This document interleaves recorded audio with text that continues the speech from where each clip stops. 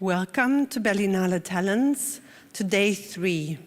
Thank you for joining us for this beautiful talk or discussion or exploration. Let us see love in numbers. And it is with our partners, Berlinale short film with Anna Henke von Dannersmarck. She's going to explore what is a canon and who defines a canon and what is the sense of a canon. I wish you a great talk, exploration, and see you later.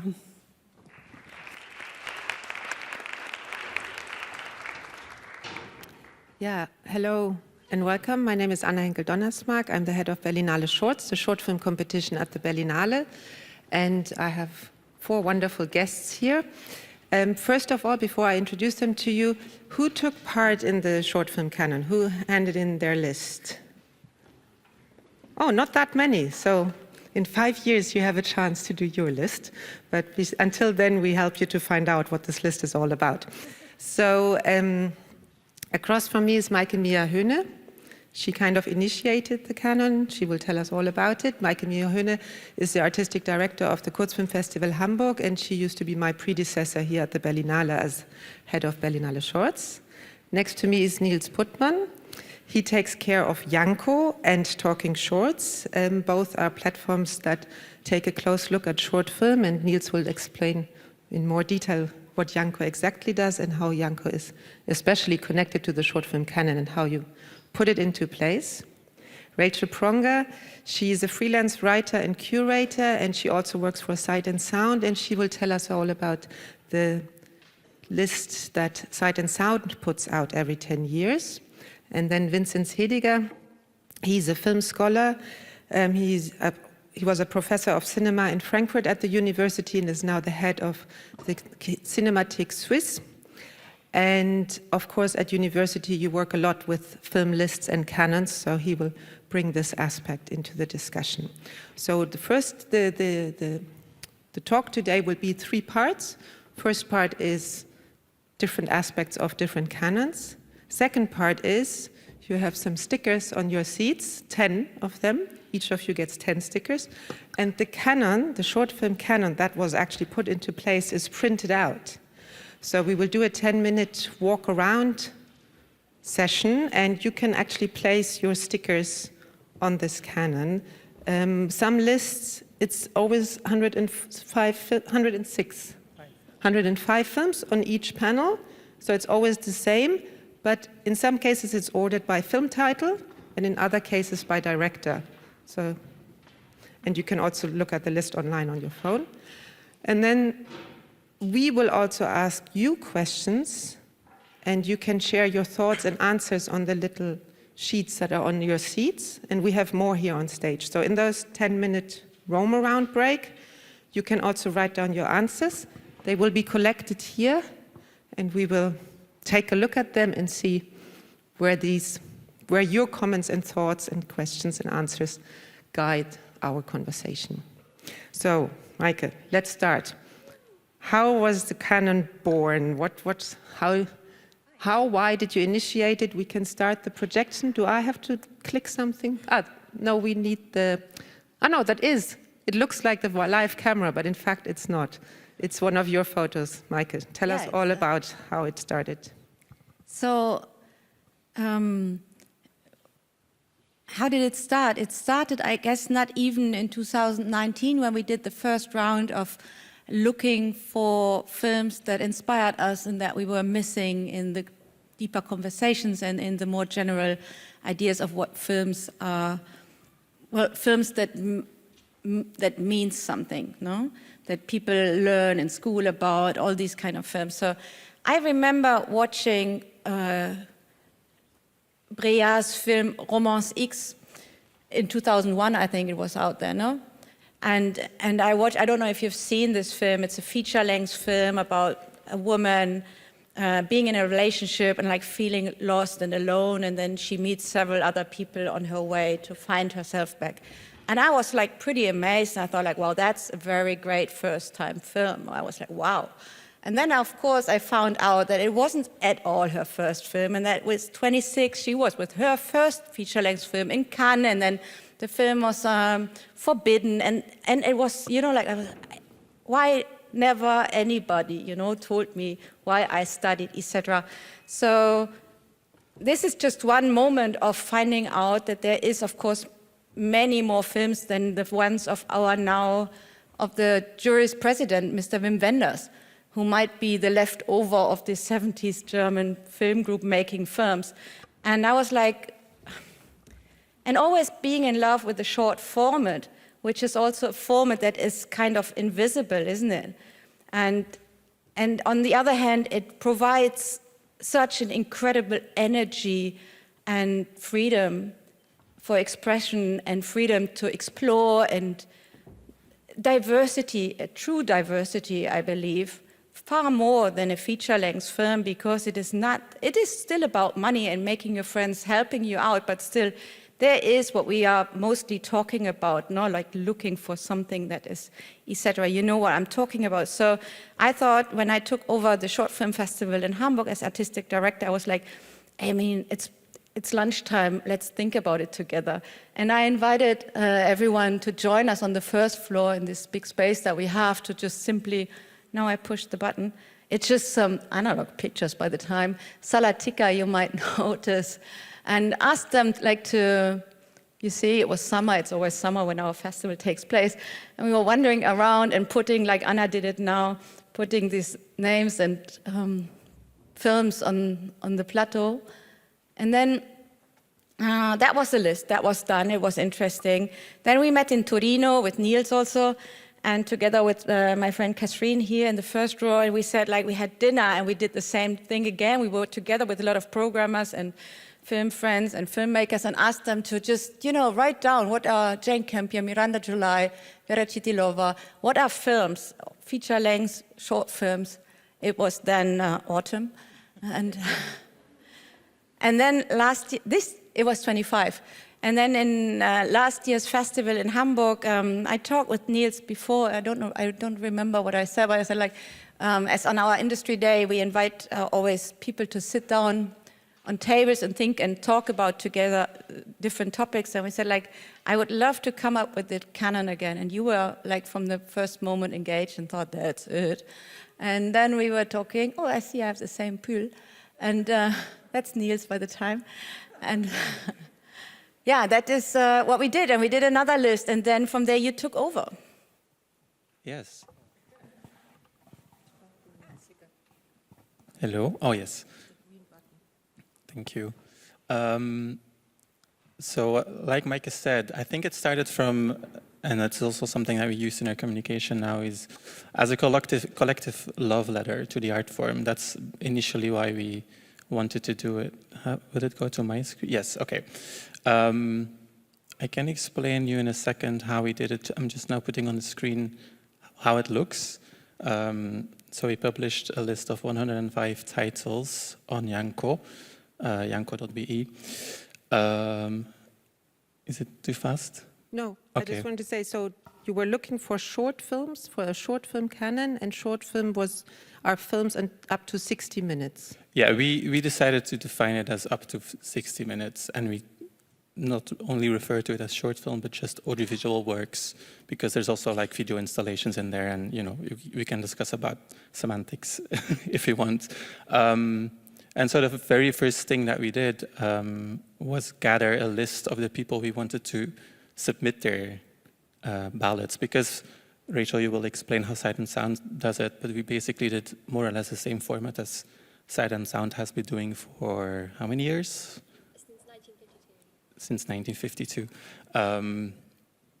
So we asked people to submit their films of a ballot of 10 films. Yeah, but before this, I think that's important. It's really like, it wasn't about, as you say, cinema lovers, it wasn't about the 10 of us or the 15 of us, but we were really like trying to mirror the diversity that we were looking in films in the people who selected or thought about the films for this canon. So we had, in the end, I think, a list of 1,000 people. Yeah, so we invited over 1,100 people, and to get to that list of people, I asked the people who were present at the roundtable in Hamburg last year in June to also just feed that list with names and also email addresses of people they wanted to invite and to be included in this Canon making. And so, you know, what's on the screen currently is, well, a big part of the people who in the end participated. We have 270 submissions. 270 people submitted their list, and it's Exactly. filmmakers, film scholars, programmers, curators. anybody from the short film world. Exactly. Again, there's a few slides that have just, so we are going down the list. You can find it at yanco.be. And this is, so it's a ranked list, which is something we could discuss today as well, why it is ranked and if that makes sense. And we decided to rank it just because it was easier and there was some way, so there was a cutoff also, like films that have X amount of votes got in the list and then the others were left out. And just to, oh yeah, no, you. Is it okay if I jump in? Of course. Of course. So how many films were suggested all together by these 270 people? It's over 2,000. Over 2,000? Yes. So the list is actually 2,000 films long. Yes, and I know you asked me also, like, will this list of 2,000 films also be online? We haven't put it online yet because it's just technically speaking quite a lot of work. But I do think it's interesting to just have that in that list there in some way. Maybe we can put it on Letterboxd or something. But you have it, kind of. We have it Because as a spreadsheet, yes. You have it. So yes, so anyone interested in the 2000 film, you will find them if you click through the different people. Yeah, so that I can maybe show you now. So if you can click on individual films that are in the list. This is just an example. And if you click down, there is at the bottom corner, you can see who voted for the film, and then you can click on the names and click on another arrow that will lead you to the individual ballots. So those films are already there, the 2000s, but you have to, you know, do some clicks to find them. But I do really recommend doing that because there's a lot of great titles and gems in there that just are not in the 105 titles list. And then some people also added comments. This is Maike's list. So you can also see what she wrote about certain films. And yeah, this is just another example. Can I also go back or not with this thingy? Ah, yes, okay. I wanted to say something and now I forgot. Maybe you have a question. I'll ask another number question. Which films are now on this list of 105? The films that have been submitted by at least 4 people. Okay. So that was the cutoff. There's also films that have been submitted by 3 people, but we decided to, we decided to have the cutoff at 4, just also to make it, I guess, more digestible as well, to just, you know, make the film pages, etc., etc. But this is something, if you want to do it again in 5 years, because that would be the idea, to keep doing it, we could find a different method if we want to. I remember somebody at the roundtable, I don't remember who it was, but he said, we should just make a list and then we can start critiquing it. And I think that's kind of what we did now. And we can start to critique it and criticize it. And initially I thought, well, that's a weird reason to make a list, but now it makes a lot of sense because you just need to start somewhere. And now we can see, you know, what works, what doesn't work, what's in there, what's not in there, and how we might want to, again, critique it or criticize it. And for doing this, and then we're finished perhaps, but I think that's what from the beginning, we were clear, and it was clear, okay, we're going to come up with a list. This, of course, means exclusion and inclusion. So the idea, and I think you found a pretty smart way of include the excluded films by, you know, putting Rachel's name, and then I click on your name, and one of the films is in the final list, and others are not, but I can still see all the films that you thought were valuable. for the Canon. So then I can go, what is this film?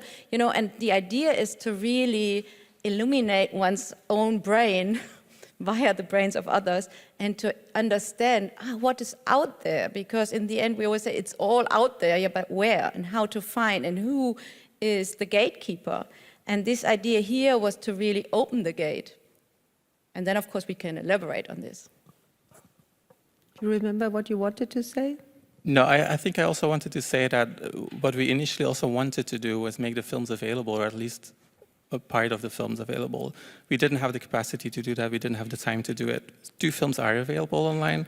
That's the 2 Chantal Akerman films, because we have the Belgian rights, the German rights, Luxembourg and Netherlands rights. But again, if we want to do it again in 5 years, I think that would be something that we change and actually, make the films available as well in the best way possible. Yeah, and then we can discuss more in a minute. And a lot of the films are available online somewhere. You just have to do the research yourself. Either legally or illegally. But I think a lot of them you can find. Rachel, thank you very much, Michael and Niels. Rachel, the inspiration was the 100 greatest films of all time. What's the exact greatest title? films of all time is what the poll is called. Just to start, so I'm a freelance writer for Sight and Sound, so I contributed to the 2022 poll, which was the first time I'd been invited to contribute to the poll, but I didn't organize it. So the logistical organization of it is with the Sight and Sound editorial team, and I know that that's a really big mission, and I think it's really interesting that you talked about that process there. But what I would say is, so do you want me just to talk a little bit about the background, the history of the poll? And maybe we can just have the slide projection that starts with Singing in the Rain on the screen, please. And yeah, you can start. So as I mentioned just then, the first poll took place in 1952, and it now takes place every 10 years. The films that you're seeing up here are just the top 10. So these are the top 10 films that were voted in 2022, which is the last time that we did the poll. And how the poll works is similarly to how you described, because you based your method a little bit on the Sight and Sound poll, is that an invited group of critics, programmers, archivists, active people in the film industry, not filmmakers, that's separate, are invited to submit a list of 10 films, which they think are the greatest films of all time, and then that list is collated from those ballots, those responses. So the first thing to note there is it's an invited group that is sending in what they believe, and they're people that have been nominated by other people in the industry, which obviously has its pros and cons. I'd love it if it was possible just to have the slideshow rotating so that people can see the titles just kind of going around. Yeah. I don't know if that's possible. Lilith, I tried to do this rotation. Sorry, I forgot to say it. It's okay if not. Yeah, cool. So it's also all available online as well to look at. But what I want to say is that since 1992, there's also been a separate poll for filmmakers. And I think that's quite interesting, because if you compare the results of the filmmaker poll to the critics poll, there's some very interesting differences, a couple of which I might point out in a minute. So 2022 is the last time that they did the Sight and Sound poll. And at that time, 1,639 people were invited to participate in the kind of experts, critics, programmers poll, which was the most people that had ever been invited. And there had been a very conscious decision. There was a new editor at Sight and Sound, and there was a very conscious decision that they wanted to broaden the voting pool and make sure that more different kinds of people with different levels of experience were being invited to participate in the poll. And the result of that is really interesting, because it absolutely shook up the poll in some very interesting ways. The key thing is that in 2022, the film that was voted #1, so the greatest film of all time, was Chantal Akerman's Jean Dielman from 1975.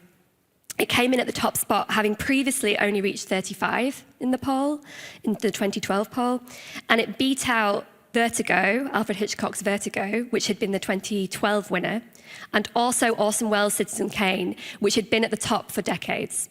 So I think it's very interesting to say, oh, okay, so we broadened the group of people who were participating in this, and suddenly there was a big shake-up in terms of what we think of as a great film, and particularly an experimental feminist film, a piece of slow cinema, and also a film that had not really been widely circulated in the mainstream in any way up until that point, was voted #1.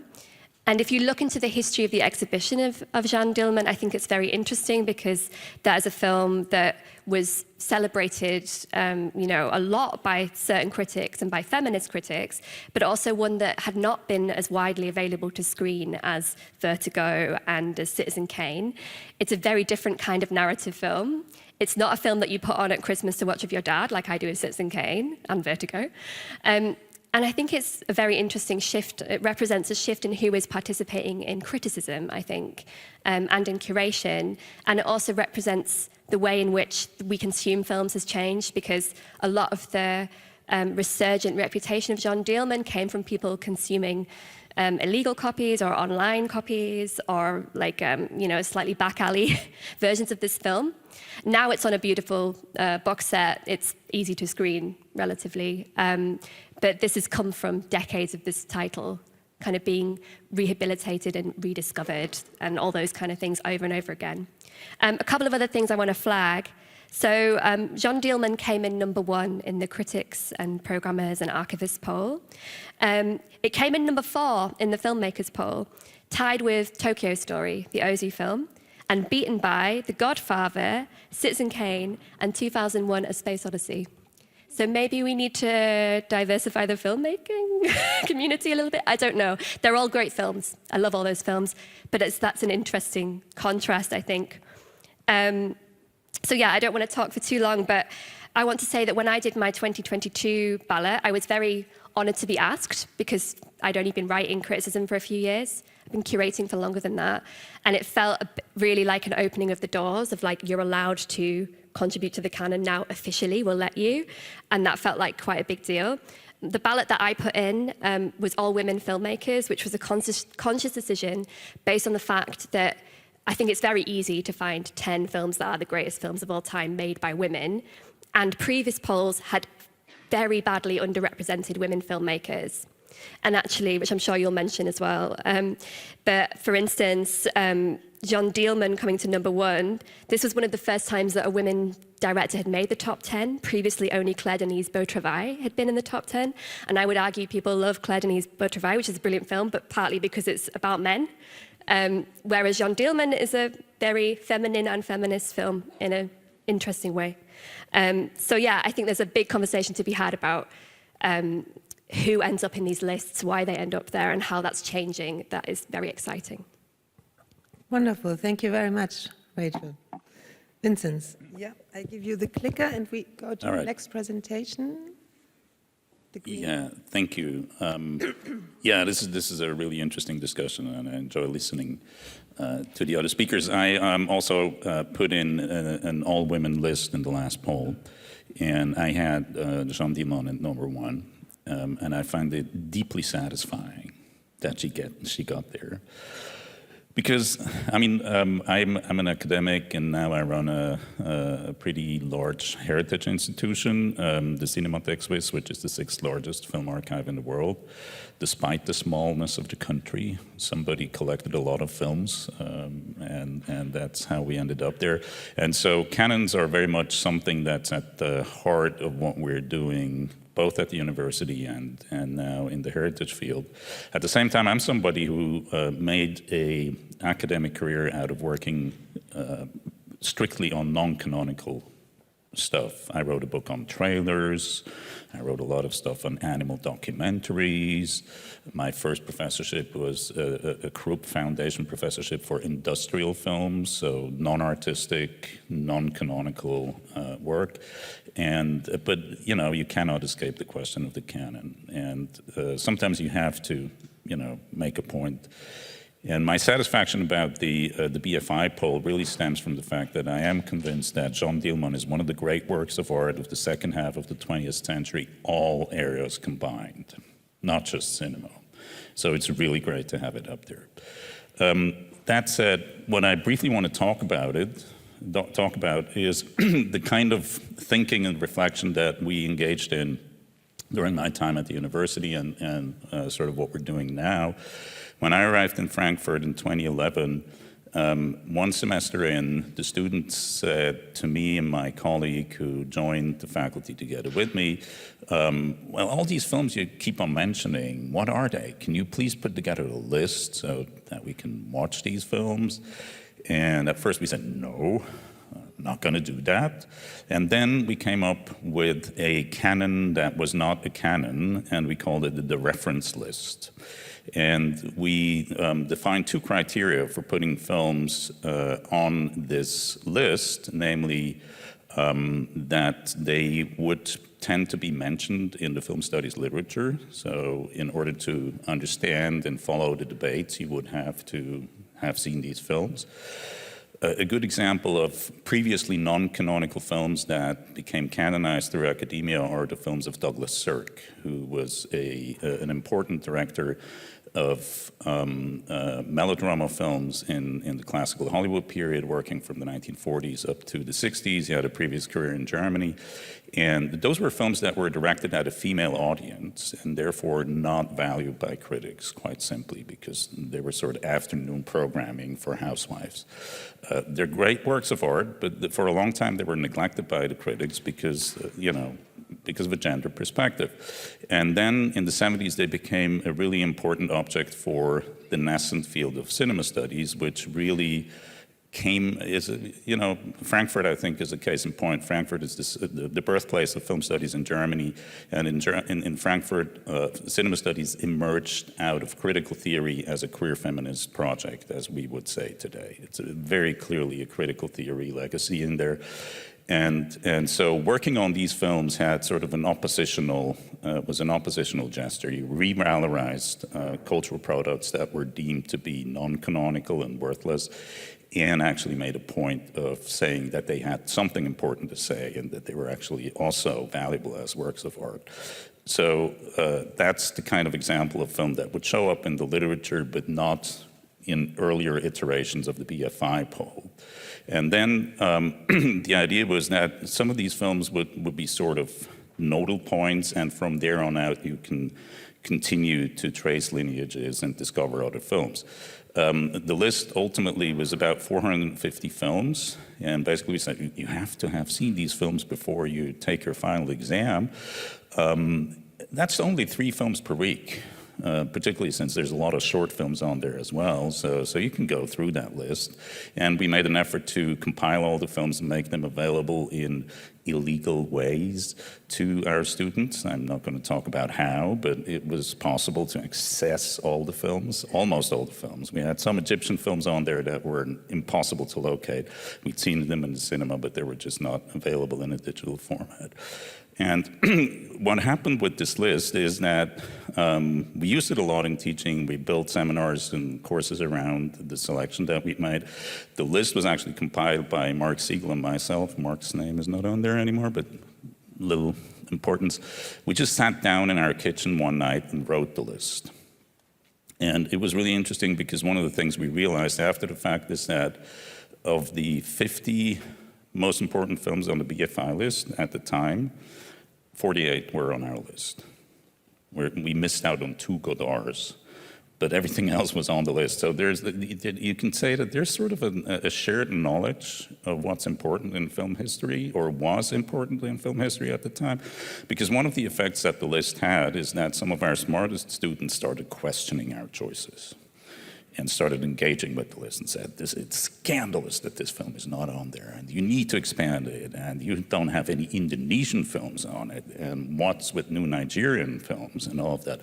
And so it really triggered a debate and an intellectual exercise that was extremely stimulating for everybody, and good for us, because we were called out on our underlying presumptions about what mattered in film history, and we were challenged by the students to rethink our map and our own history of cinema.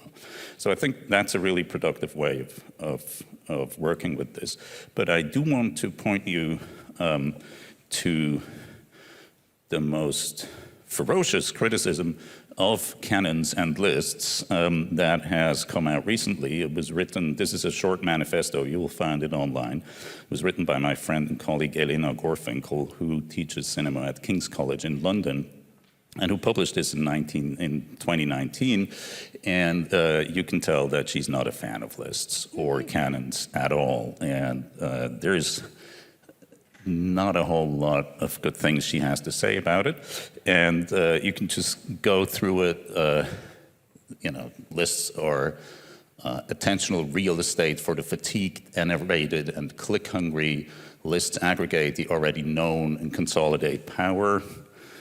We did change that a little with Chantal Ackermann. Barbara's film as well. Oh, yeah. They are all great. These ladies she mentions in the end are all great filmmakers. I think Sarah Gomez is also on the list somewhere from the 2000s. So Barbara Hammer's films, of course, is a queer filmmaker. The question about they cannot be asked anymore about their list because they are don't Nor can Sarah Gomez, but I mean, I think that's sort of the point. That they were excluded from the lists before they got a chance to be asked, and so it's sort of a challenge to come back and rethink the politics of lists.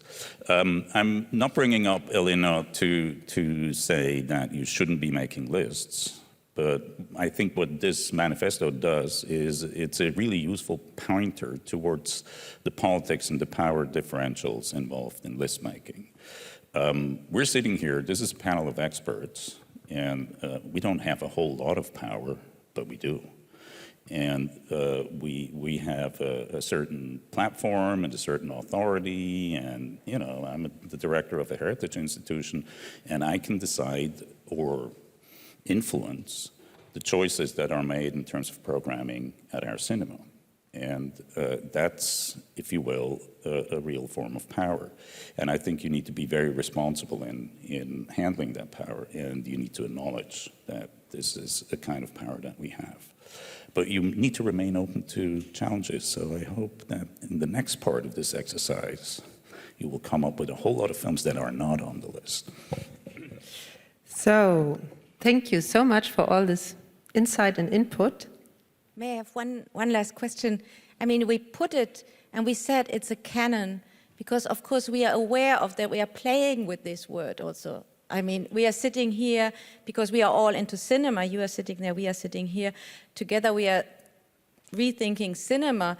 But if we go just one step out of here and go into the next school, then it is about the canon, because me as a teacher, as I have to teach and to learn and to do other stuff, I quite often depend on that you with your Cinematheque provide me with some answers. So therefore, we need a canon that is being revisited, etc., but it really helps me to bring new ideas to school. And if we don't bring these ideas to schools, where do we bring them? Yeah. If I may add one last thought, I mean, if you remember the initial situation that I described that prompted us to put together the reference list was student confusion. They heard us talk about films as if they mattered, and they were not given the information of why they mattered and which films mattered, and so withholding the canon can also be exclusionary, because it can be clubby, and people will feel inadequate because they don't know all these films. So it's a very difficult negotiation, but it's always about power. And maybe Niels, you want to add when you published this canon? When was it? A week ago? 2 weeks ago? A month ago. A month ago? No, 2 weeks ago. 2 weeks ago. No, this is all very last minute here. Yeah. Sorry, I'm confused. Also putting this panel together and everything. You also published an essay together with it. Yeah, we commissioned Greg de Queer, who is a programmer, to write about his thoughts about. We invited him initially, and he replied to us, gently refusing to submit his list, and then we just commissioned him and invited him to explain why he didn't want to submit his list. And the essay is also on Yanco. You can also read it there. It's in English. And I think he makes very vital points that are also referenced in the manifesto that you just shared as well.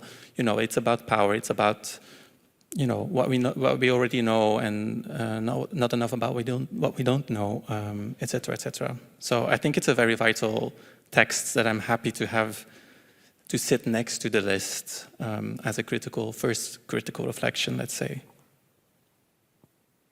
Okay, so we come to the second part of this session, which is that we are curious to hear three things from you. One is, what are your thoughts on what you just heard on the short form canon? What now?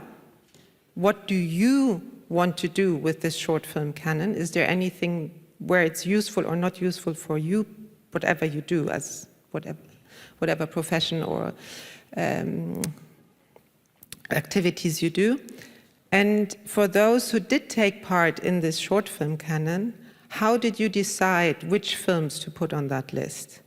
And as I said, there are sheets of paper, there should be enough pens. We have more sheets of paper here, so if you just write that down, that's super useful for us. We have a 10-15 minute break, so you have time to do that. And the other thing you can do is move around and take your little stickers. And as I said, the canon, each panel is one printout of the 105 films. So you find the same information on each panel, but some panels are structured, listed alphabetically by film title, and some panels are listed alphabetically by director's name. So it makes it a bit easier. And we will switch on the camera, so I will also write the three questions down so you can see them on the camera. And I also write down the URL of where you can find the canon online, yanco.be. So if you want to look it up on your phone and you need the pictures, maybe the screenshot, not the screens, the stills from a film to remember it or whatever, you can do so. So now it's, let's say at 10 to 3, I will make a strange noise and that will bring you back to your seats. And now you have free to roam around.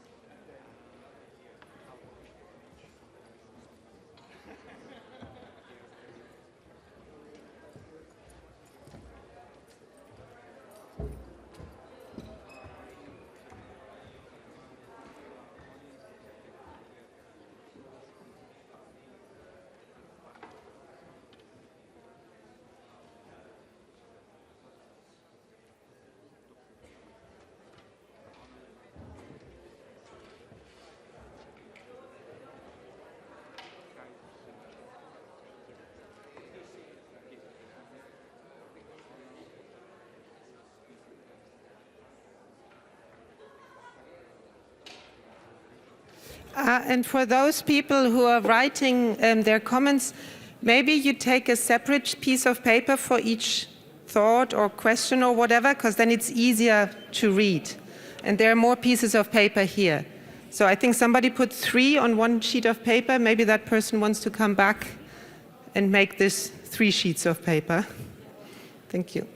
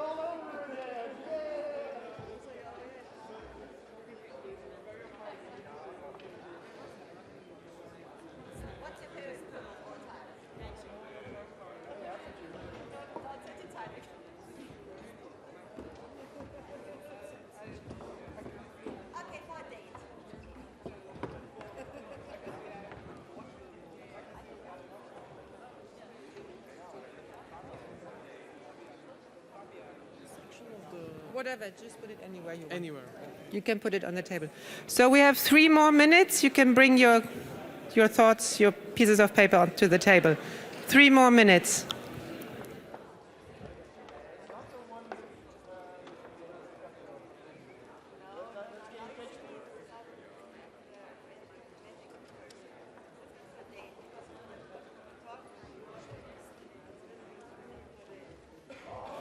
And could I ask the panelists, Rachel, Maike, Niels, Vincent, to come back?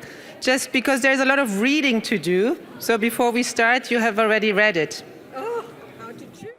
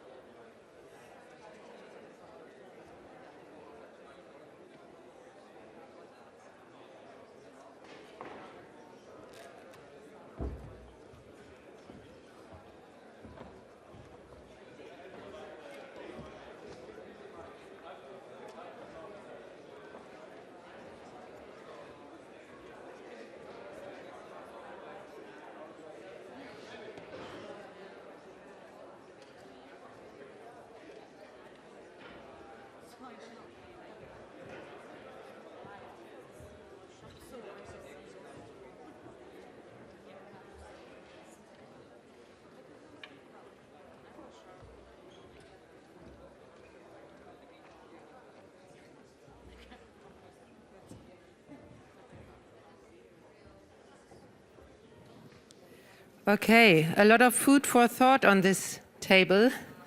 A lot of small writing with a big pen that we need to decipher. Just bring anything you still have and put it here.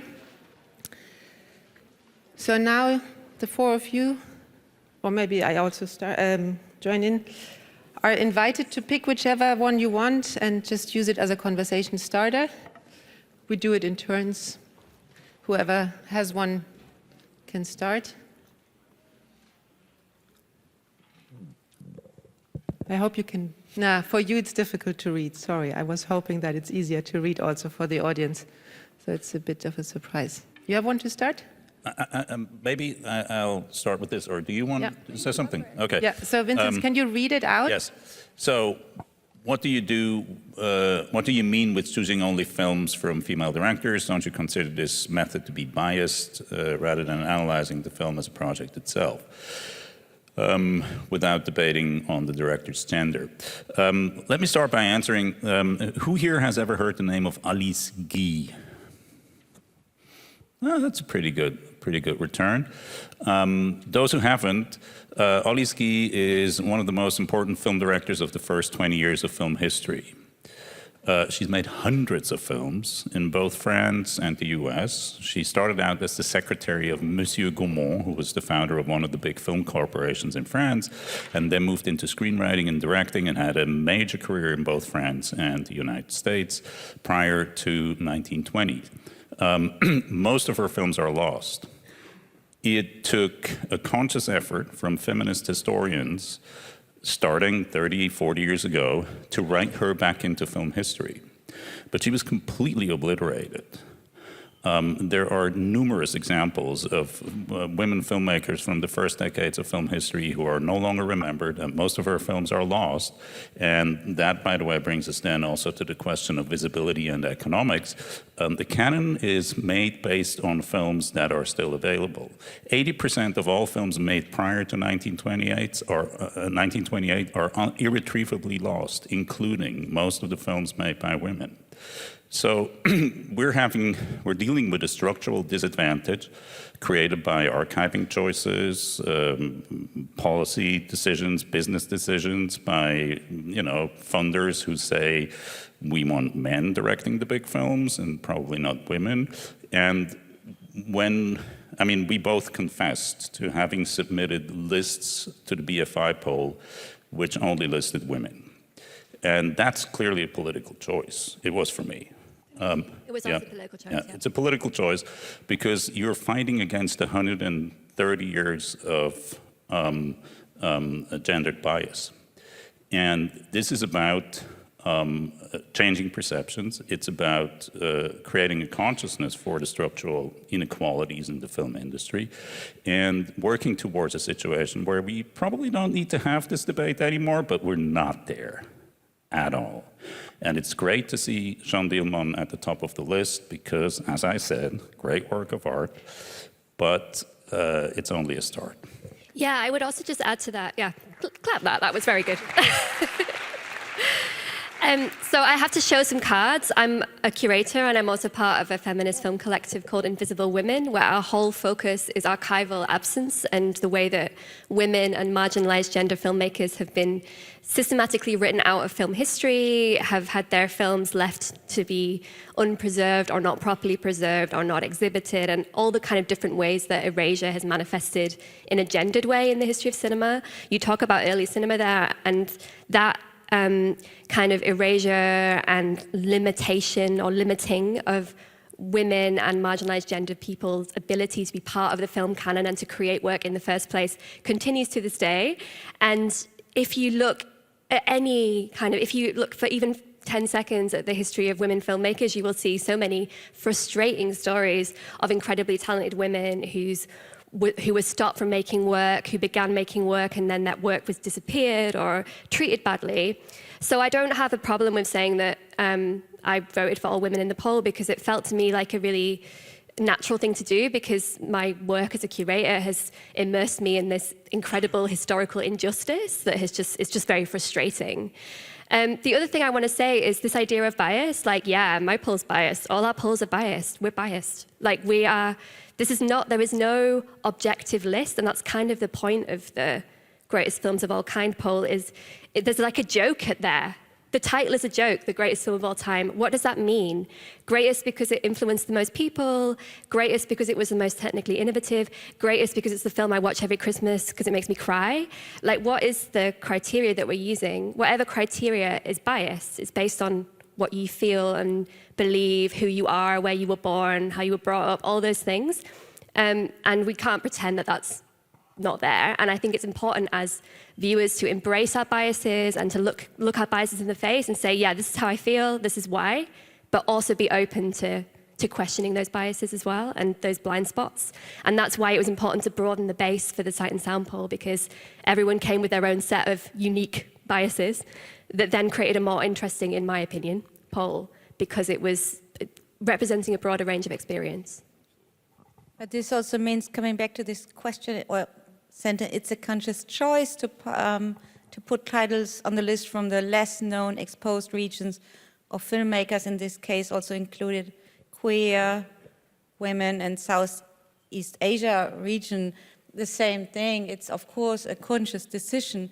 When I'm asked to participate in such poll, and I also was asked for Sight and Sound once, like to me, myself, and I on the one hand, but then there is much more. I have seen a lot, so this is my richness, and this is what I want to share. So then I go into the queer filmmaking, for example, and then I combine it with Southeast Asia.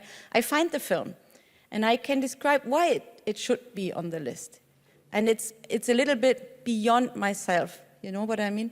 So that is, I think, most important, and to understand again and again, a list just as an example, as a starting point, as Hoptornet, which is on the list, as jumping down from 10 meters into the water and trying out something. And then, you know, like you find a film on the list, and from there you discover a whole new region and other people like Alice in the 20s. I'm coming back also to the big question of, one thing is the list, one thing is watching the films. As you said, you wanted the films to be seen as well, rewatch them.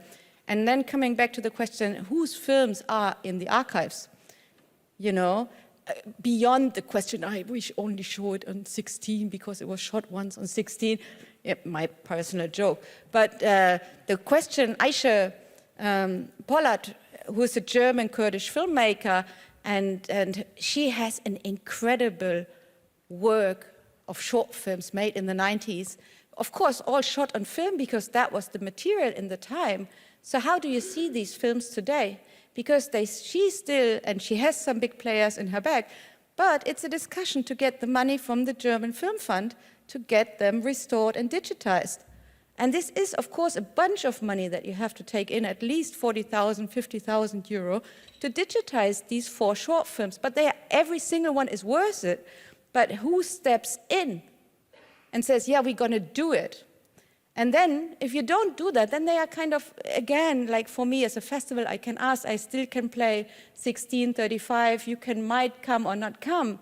But the question is, so it's not only the schools, which I mentioned, where we have to, you know, to broaden our minds up. The other thing is, how can you play Aisha's work in the Cinémathèque Suisse and make them being seen again? So it's a kind of a big circus and circle. Maybe I can share, because I also took part in this short film canon, and I was, I think, the very last person to submit. Niels was very patient with me because I didn't want to take part in it. I thought, like, how am I supposed to reduce this huge, beautiful universe of short films to 10, and how can these 10 films reflect the whole wide world of beautiful short films that I don't even know about? So I said, I don't want to participate. I was sneaked out when Niels asked me for my list. But when I found out that you've asked 1,000 people to submit, I thought, okay, then I can also take part in it, because then it's more about, for me, my list is, I don't want these films to be forgotten. They might not make it to the 105 top ones, because I might be the only person who's thinking of this film, but this is a great chance to save a film from being forgotten. So I will put my personal 10 ones. And I very much hope that somebody from Southeast Asia, somebody from the animation world, somebody, whatever, I don't know what other people wrote here, is also invited to share their list, because that person will put their most beloved animation films there. So I don't have to worry so much whether I have an animation film in my list or not, because that person will know much better which ones to put on that list. So my question to you, Niels, is, in 5 years, you will do this poll again. How can people sign up to be informed and share their list in 5 years? That's a very good question. I can open up a mailbox and people can just be added to the list. Why not? Is that an answer? So I guess subscribe to yanco.be Yes. newsletter. Exactly, and I will Okay. announce it when we do it again in 5 years. But actually, what you were saying is also, I wanted to pick out this one. Why do we need a separate list for short films? That's mine, by the way. Ah, voilà. I think it's important because on the Sight and Sound 2022 version, I think there were 5 short films. And that's just, I guess, not really a surprise to many of us, because short films, as we all know, are lesser known. What am I going to do? La la la la. Okay, so they're not less. They're much more. They're much more experimental. They're much more this and that. And I think that's also why we wanted to make this list a list. It's just a list, right? And also, what you were saying, greatest is a joke. Yeah, we put the quotation marks there. They're not there for fun. They're really important that the quotation marks are there. But so we wanted to make the list because we all love this art form, and we think what you were saying, these films should be remembered, and this is just one way to try to do that, I guess. And there was also somebody, wait. So I take this one out. We answered that one. So somebody wrote, to be honest, I chose the films I loved, but I did not finish my stickers. I was missing Iranian films, Lebanese films, Palestinian films that shaped me. So I used 6 stickers and chose the films that affected me and would make me think. And I think, obviously, there's so much missing. And from the get-go, we wanted it to make it as inclusive as possible. I know that's a buzzword, but I think it was super important. And when we look at this now, it's still so Eurocentric or Western-centric, even though we tried very hard not to make it like that.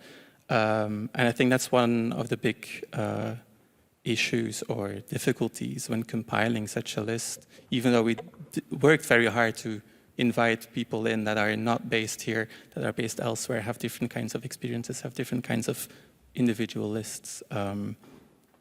So I hope when we do it again in 5 years and all of you sign up to participate, we will have probably a different list, hopefully. I add something and then it's your turn, Yes, Vincent. please. Because I just saw on social media today on Yanco, because we also asked the question, what now? What to do with this Canon? What you did this morning, if I saw Yes. it correctly, was that you picked, I think, 6 Palestinian films that are on the Canon. No, so what we did is I went through the individual ballots again and looked for the Palestinian films that were submitted, so they have 1 vote, 2 votes, 3 votes.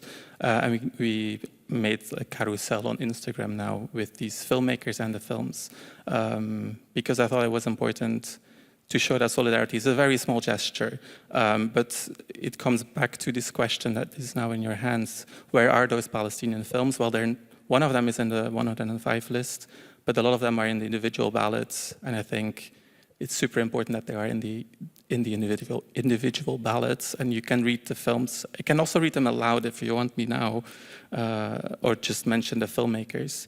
I have the list with me. Okay. We can take that moment, yeah. So basically, this huge list of 2,000 films, I think it would be great to make it available in some kind of way, because somebody also wrote there, like, you can sort that list maybe by country, maybe by length, maybe by genre, and like which technique was it made in. And that will help you when you're curating your programs that, oh my God, I didn't even know about this Lebanese film, or I didn't even know about this wonderful animation film. Thank you for pointing it out to me on this huge list of 2,000. So you want to read? You want to read them? Because my mouth is dry and I need water, but you can read them. It's 14 films. My glasses are backstage.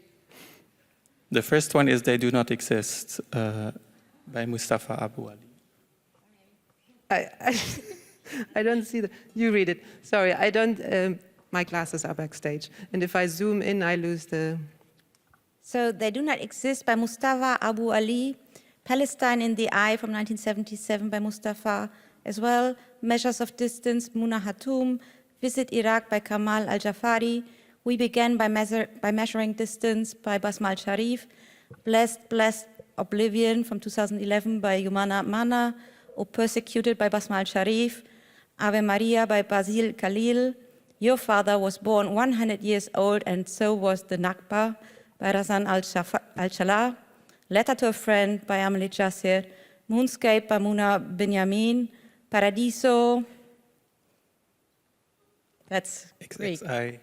Yeah, it's This Century, Kamal Al-Jafari, The Flowers Stand Silently Witnessing, which was also just now on the list for the best European short films by Theo Pangopoulos, and UNDR by Kamal Al-Jafari, whose long film documentary was also now nominated for the best European With Hassan film. and Hassan. Yes. Yeah. So that were the films. Yeah. So it's a beautiful way to work with this canon. And Vincent, you wanted to add something somewhere. Yeah, this was just a great moment, also because it demonstrates and can remind us of where we are and what we're doing here. This is part of a film festival, arguably the second most important in the world. The most important is Cannes. And the reason why Cannes, and this brings us to the visibility, discoverability, and economics. Let me tell you why it is. I'm not happy about it. Can you read it out? Can you read it No, out? but I think this is another discussion, but by Let's not do reframing festival it, we don't- bashing now. No, but it's not bashing, but it's about asking why is Cannes, with its 7 male directors coming back again and again, the festival? I'm just wondering. Okay, next year we do another discussion on that topic. We have 19 minutes and 34 seconds left to focus on the canon. I'll be very quick. And the reason why the 7 male directors are still up there is that every morning in Cannes, in the Salle Debussy, there are the 5,000 most influential film critics in the world. And they're the multipliers for whatever is on that screen. And that's a lot of free publicity. And if you get into that program and you have those 10,000 eyeballs on your screen, that saves you a lot of money in terms, and it creates a lot of opportunity in terms of visibility and in terms of your global reach. And if you go through that pipeline, then you will make a next film, and your Paris producer will give you more money to make another film, and you will be again in the Cannes Film Festival, and rinse and repeat. That's why it's such a powerful device. But you know, like most of the filmmakers going there, even the guy who won twice the Golden Palm, they started out here. We have The to short say film that. was shown here and Mike selected it. No. Yeah. We selected it. It was Hop-Tornet. It's on the list. But I just want to mention that it's important to have another festival first that opens its arms in another way. And then you can go for the 10,000. And the format, I'm glad you're still such a proud defender of your former. No, of this festival. Of the forum expanded. I really have to say the power that is here. And yeah, you continue. Okay. Anybody No, wants it's to all right, pick it's all another right. card? Or Vincent, you finish your No, thought? I mean, we don't disagree. I'm just, trying to focus on the power dynamics, and I love the Berlinale and all of that. But an important part of the other institutional framework that I think we should also bring into the discussion briefly is the institution of the archive. Most of what archives do is say no to stuff, not accepting things, because there's limited space, there's limited resources, there's just you can't accept everything. Most archives in the world are national archives, so they're given money to preserve the national heritage. There is no national Palestinian film archive at this point. There is no institution that takes it upon itself to preserve the list of films that you just read out. There's nobody that has that as a policy mission. But you do have national film archives. One of the few archives in the world that really covers the entirety of the world film production is the Arsenal archive. I was about to say it's here. The Arsenal archive, which is here in Berlin, which is the forum section is run by the Arsenal. Yeah, and that basically archive. contains every single film that was screened at the Forum since 1970 up until about 2015. And a lot of these films survive in only one print, and it's in the Arsenal. This is an incredible treasure of world cinema. But it's really unique because it doesn't have this national mandate.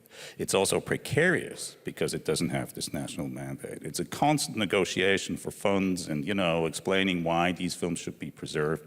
Because it's much easier to go to Herr Weimer and say we need to be strong on German films and have more money to preserve the German heritage, and then we'll have another restoration of Metropolis, the 25th one, and we lose 20 Palestinian films in the process. So there's a really big problem with the focus on national heritage and cultural policy. And the importance of the arsenal is really that they're redressing that imbalance and injustice. I didn't know that. Thank you so much. Beautiful thought. Yeah. Pick another thought here from the table, please. So I'm interested in a couple that I think go together here. So what causes films to drop from the canon here? And canons should change every 2 years, maybe 5, be reborn like a phoenix. And I totally agree with this idea of the canon as a evolving, living thing. I have a big issue when people ask me what my favorite film is, because generally the only film I can think of is the last film I saw that I really loved. And I think it's important that canons change, and our idea of what is great changes over time, and it should, with our life experience and with our growing knowledge and with our greater understanding of these power dynamics and these structures and these kind of things. And I also think that it's very interesting to look at which films drop in and out of canonical lists. The really big example that I can think of, just thinking about the Sight and Sound poll and the kind of canonical film idea, is Birth of a Nation, which is obviously D.W. Griffith film, which is a deeply racist film, also a very cinematically innovative and celebrated film, that has been kind of a constant flashpoint for debate around whether we can divorce films from their political contexts, whether aesthetics can triumph over politics, these kind of things. I think that it's become very hard to make an argument why that really needs to be in a canonical list anymore. I think we should know these films exist.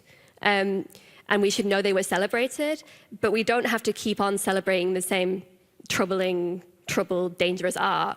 I would say that film is a dangerous film because it was a lot to do with the rebirth of the KKK as well in America, in the US. But I think it's very important to keep revisiting these lists and understanding why films are there and why maybe we need to reassess those films and think about them differently now. And I fully expect to submit a poll, hopefully I get asked again, whenever the next Sight and Sound poll is, that it's completely different from the one that I submitted in 2022. I have to be honest that I didn't submit to your short film poll because I felt completely overwhelmed by the question. But I feel inspired by seeing the people that managed to make a list. And I would hope to submit eventually again when you do it again. But again, I feel like the films that will be in that list, if I made it today, would be completely different to when I would submit in 5 years. I hope it would be. So I take these 2 cards out.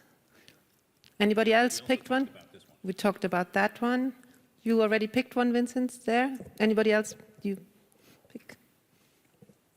Yeah, somebody wrote, surprised by the lack of diversity in the canon in general, no African film. Not quite true. There is Boram Sarat is on there by Sembe and Usman.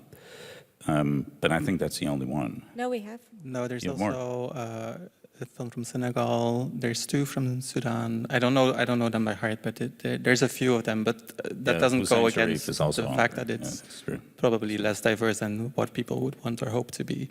But there's a few African films there, yeah. But this is exactly what we are trying to make visible, that we are missing these films on lists. So we write them down. But it's just 2 people, so they are not on the final list, but still you can find them within the super list. So the super list is important because it shows more. And you want to add? Yeah, maybe this brings us back to the canon-forming function of the film festival. Okay, can I add something national and then we go to festival? Because when I made these printouts last night, I thought, okay, what do I do? Do I sort it by title or by directors, as I did? I did it then, by title was obvious. By director was because I thought it makes your life easier to find a film, because you might be looking for the director before you know which of the films of this director. And then I also thought about whether I should provide one sorted by country. But the thing is, with by country, the nationality of a film, at least nowadays, is defined by where did the money come from. So the country list reflects more where are the budgets for short films and not so much where are the films shot or where do they take place or what is the nationality of the director or the language of the film. So I thought maybe it's actually not that useful to sort it by country in this context. But the mega list of 2000s, I think it would be great to have the opportunity to also see which countries actually produced which short films.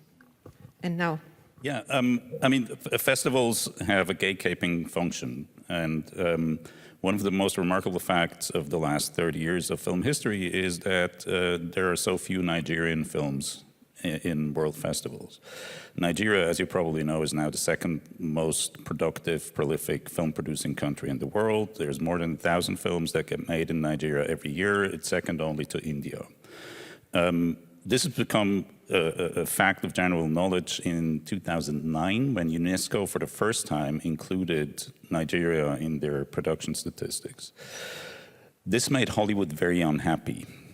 They actually sent a delegation to Rome with the mission to tell UNESCO to please stop doing that, because these were not films. They were just shot on video and distributed on VCDs and VHS tapes, so not cinema. And you cannot put our 250 million blockbuster films on the same plane as these films. So there's already a gatekeeping and exclusionary function. But it's true that of the 50,000 films roughly that were made since the late 80s in Nigeria, only a handful ever made it to Western festivals and became part of the general knowledge of film history. And this is hugely successful and popular cinema. These films are screened all over Africa. They're screened in the Caribbean. The entire African diaspora watches these films. A friend of mine, director Victor Olkoy from Lagos, once joked, "We're doing to Africa now what the Americans did to us in the 70s. We're the new cultural imperialists." This goes entirely under the radar of Western gatekeeping institutions. So there's this whole film culture that nobody here knows much about. And it's a point of reflection. I mean, the advocacy for short films, I think, is super important. It's important to redress some of the imbalances in the canon forming power of institutions, and it's important to have short film festivals. But there are entire dimensions of cinema culture now that don't show up on our radar in any of the gatekeeping institutions. Perhaps we jump into the what's now. I like this one. What now? A day to watch all. I like that. So let's do binge watching, and we can do that. That's the great thing about short films. You can actually watch them all in a short time. Yeah, how long is a short film? That is another question. Is it here also? No? But we can do this. Anna Feistel, is she here? Yes, we can do it. You will do a binge watching at the Kurzfilm Festival Hamburg. We could think about it. It's about costs then, and then we come to money, but we don't do the money now, no? No. Whatever, you do whatever. But for the Berliners in the house, I was at the Amerika Gedenkbibliothek, the biggest public library here in Berlin the other day. They have a film archive of 80,000 DVDs. So if you want to do binge watching in Berlin, that's a really good place. And I'm impressed how wide the range is of films they have there. And I'm sure in other countries, don't underestimate your local library. A lot of them actually also have online film libraries available. And I think in Berlin it's 15 euros a year for the card, and you can rent as many films you want. This is my scratchy top old DVDs. Anna, I totally agree with you. This is my top tip, is just go to that library. It's an incredible DVD selection, and there's a lot of films there that I haven't been able to find anywhere online to stream, even sometimes illegally. I mean, their DVDs are legal, but I'm just saying physical media, do not undervalue physical media, and I'm really glad that collection is there, because otherwise there's some things I wouldn't have been able to research. So. And if I'm not mistaken, you can even rent a DVD player with them. And otherwise they are on eBay for 20 euros. In the media archaeology section. Okay, you found another. We have 6 minutes and 44 seconds left. It's all interesting. Sometimes it's more about comment. Like, no, my criteria, I only put films from the years I actively worked in the festival sector, so I excluded historical films. I respected quota trying to do a 50-50 man-flinter reach, which is wonderful. I imagine a canon always becomes object of contestation when voting for the next one. Yeah, I was thinking earlier, the worst thing that can happen to a canon is that everybody agrees and discussion ends.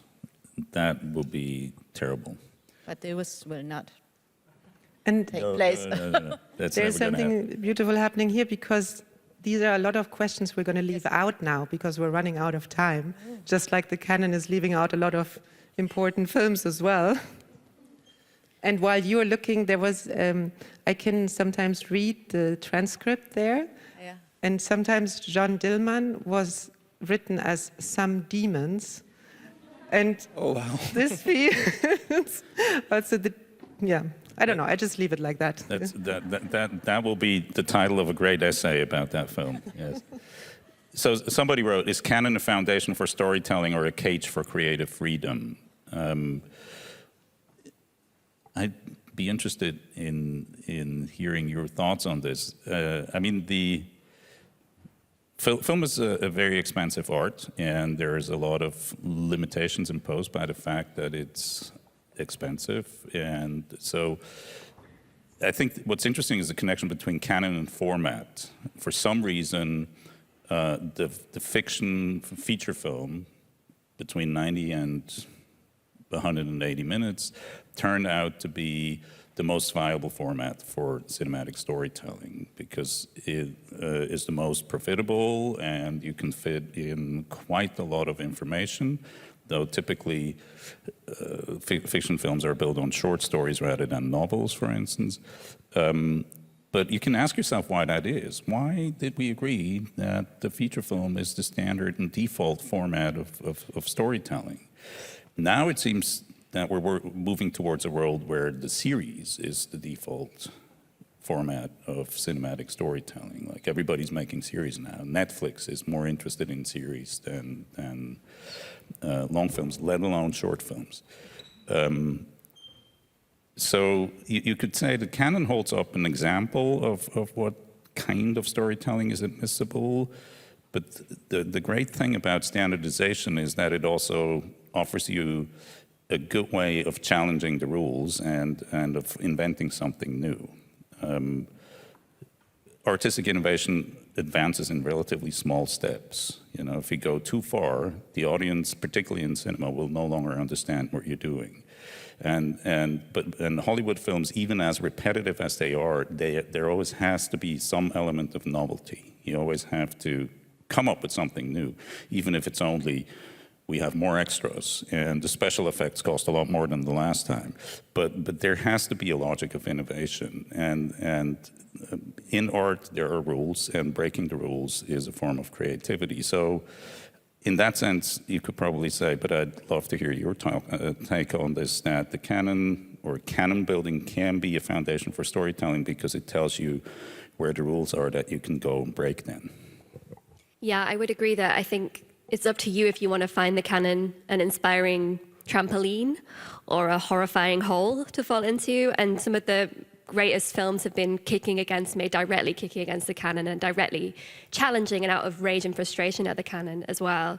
And yeah, this idea of what a film is as well. Like, I think it's really great that you did the shortest film poll because it made me think about what a short film is. You went up to 60 minutes, that's interesting. Like the mid-length work, in general, mid-length work really struggles because it doesn't fit into either category. It's hard to put into a festival program because you're cutting a load of other people out. And it's hard to put it into the greatest films of all time poll because you feel like, I want to get my value for money out of my votes. I want John Dillman's really long. Like, it's also part of what makes it feel monumental and great. But I think the crucial thing is that the canon provides you something to talk about, something to be smug and happy that you've seen them all about, or something to feel really angry that people don't recognize how great Nollywood is, or whatever it is. However you want to respond to it, it's a starting point of a conversation that keeps rolling and rolling and rolling, and it's up to you how you process that and how you respond to that. Rachel, we have 1 minute and 39 seconds left. I think that's the perfect ending. Before we finish, I want to thank the team of Berlinale Talents because we were so last minute. We entered the last, this morning, I think at 8, I sent in the last presentation, and they rocked it.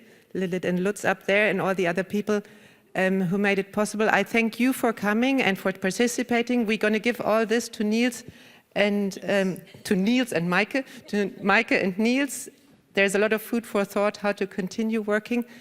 Thanks a lot for coming. Thanks a lot for joining in the conversation. Enjoy the evening.